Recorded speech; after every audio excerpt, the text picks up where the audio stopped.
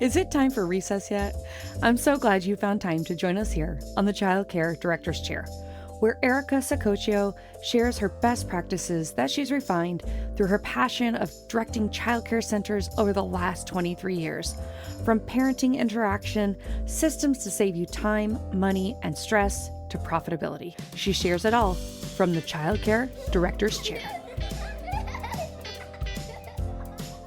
Hey guys, thank you for tuning in today. So happy that you're here.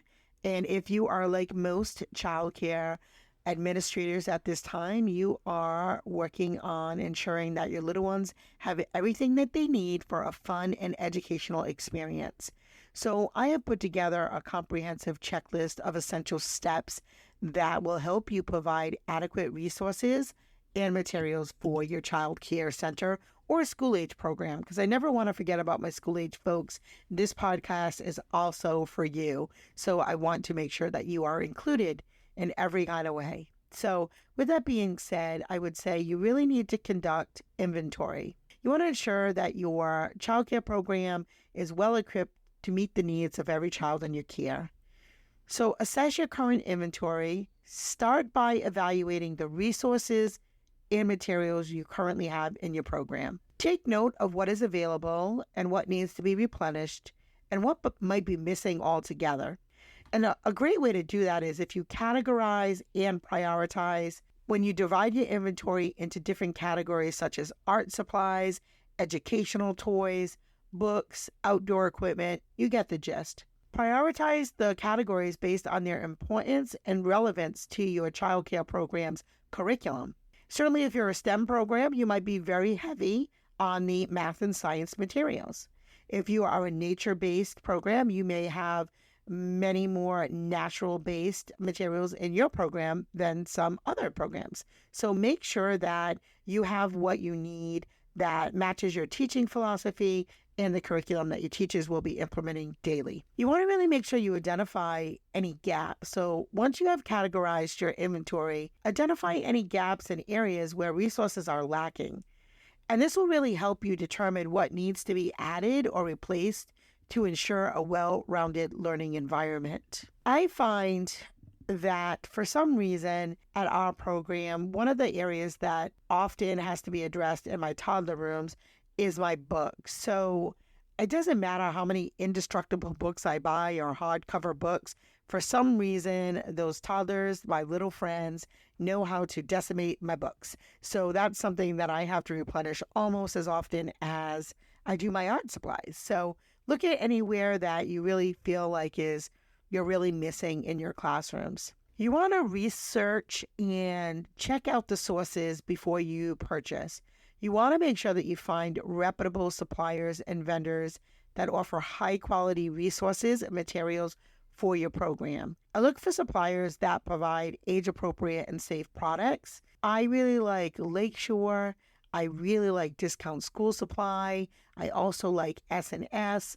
And I know that there's many others, some that are much more on the higher end and, their price point is much higher. And then there are some that are lower as well. So I really do find that I really like those middle suppliers. I can get a lot from my money, but also they are commercial grade. And so to me, that's important. Also, if you're purchasing equipment online from Amazon, make sure that you don't only look at the rating of the actual product, but the person that you're purchasing it from and see what their ratings are. Look for anything that says, they have delays in shipping or, you want to make sure that things are safe, that they're coming from, the U.S. or places that, make sure that there's not lead or any things that could be toxic to children. So really do your research before you spend your program's hard-earned money. Budgets are a determining factor. We all would love to open up any magazine and buy everything that we dream of, and that is the reason it's called a wish list. Some things you can make come true and other things maybe not so much. So determine your budget for purchasing any new resources or materials, and then allocate those funds based on priority and categories that you established earlier. This will really make sure that any gaps are closed and that you get the most for your money. And it will help you make those informed decisions while staying within your financial means. And unfortunately, most of us have that, especially now because everything has gone up, and it's hard to make those ends meet. But we're all thrifty in this field, so I think we'll be okay. Involve your staff and your parents and seek input from staff and parents regarding the resources and materials they believe would enhance your program's experience. And if you work in school age, I beg you, please ask your students, what do they love? What do they want to see that you don't have? What do they think you have that you have too much of? They really can let you know, and you'll know as well, because you'll know what they're always fighting about.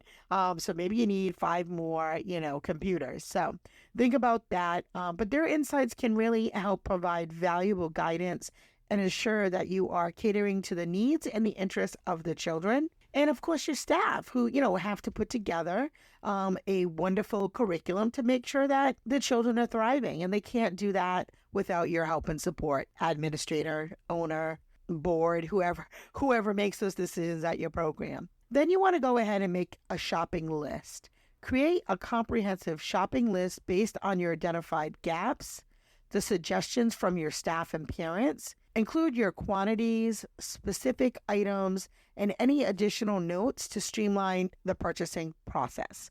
Do not, I repeat, do not just go to your computer and stop putting things in the cart without doing all of these other steps, because you're going to find that you're not going to get the best value for your money. You're going to find that you're missing things. You're going to find that there are areas of development where children are not getting the maximum from your program because you don't have the materials needed. Quality control is so important. Health and safety of our students is number one. I know you know that. I just want to reiterate that when we are purchasing new resources and materials, prioritize quality and durability. Ensure that the items are safe, that they're non-toxic, that they're age appropriate, and check for any certifications or safety standards that the products adhere to as well. This is particularly when you're purchasing cribs or anything in your infant room, anything in your toddler room. Look for choking hazards, all those things. That is really where you need to do your due diligence and make sure.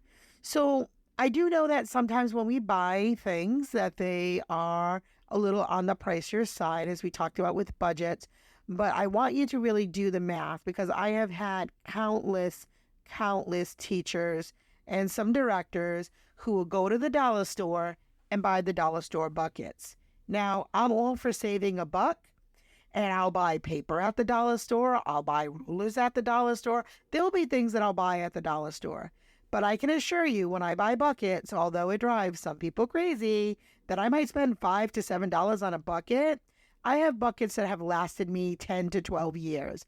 I am lucky if a dollar store bucket lasts more than 2 weeks. So I'm not saving any money by buying dollar store buckets over and over and over again. Not to mention the time that somebody has to then resort the things, put it in the new dollar bucket, relabel for the new dollar bucket. Like, don't waste your time. There are better things and easier places to save those extra dollars, but the buckets is not the place, especially if you are trying to keep your program organized and looking nice. So organize and store. Once you have acquired the new resources, materials, organize them in a way that's accessible to both the staff and the children.